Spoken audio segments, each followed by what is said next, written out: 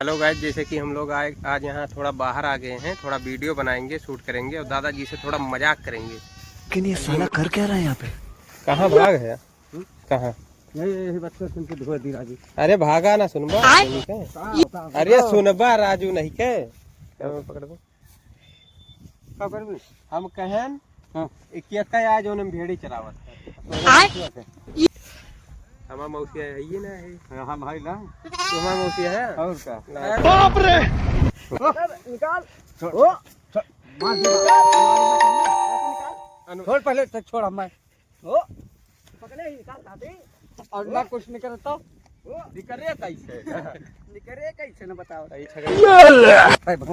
बाप रे हां सब आई जगह थोड़ा झाटा सुन अरे लेकिन ये साला कर क्या रहा है यहाँ पे?